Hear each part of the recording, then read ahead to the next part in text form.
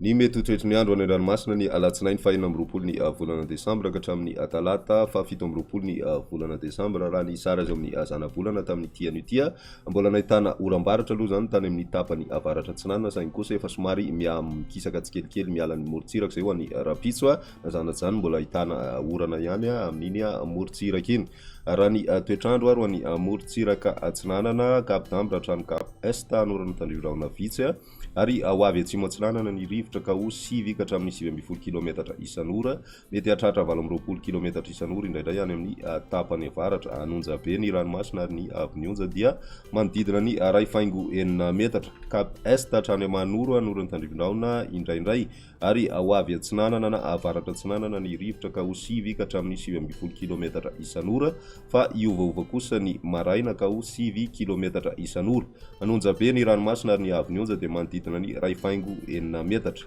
anoratra ny taolanaro anorana tandrivonahona mahalana ny alina ary ho avy avaratra na avaratra atsinanana ny rivotra ka ho 7 ka hatramin'ny 9 kilometatra isan'ora hatratra 20 kilometatra isan'ora any amin'ny tapany atsimo anonja be ny ranomasina ary ny avin'onja dia ray faingo 5 ka hatramin'ny ray faingo 9 metatra taolanaro hatrany Cap Sainte-Marie andrahona vitsy ary ho avy atsinanana ny rivotra ka ho 20 ka hatramin'ny 17 kilometatra isan'ora hatratra 17 kilometatra isan'ora manakaiky ny taolanaro ary anonja be ny ranomasina avin'onja manodidina ny 2 metatra morontsiraka andrefana Cap Sainte-Marie hatrany Cap Saint-Vincent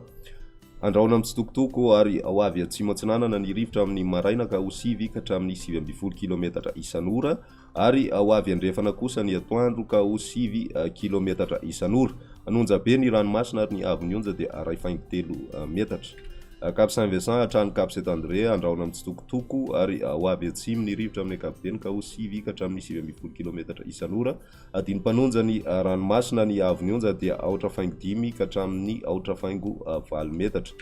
Cap Saint-André ka hatrany Analalava anoram-baratra ny maraina ary ho avy atsimo ny rivotra amin'ny maraina ka ho 7 ka hatramin'ny 9 kilometatra isan'ora ho avy andrefana na avaratra andrefana kosa zay ny atoandro ka ho 7 kilometatra isan'ora izy tafiotra any anaty oram-baratra ho tony ny ranomasina na adiny mpanonja amin'ny ankapobeny fa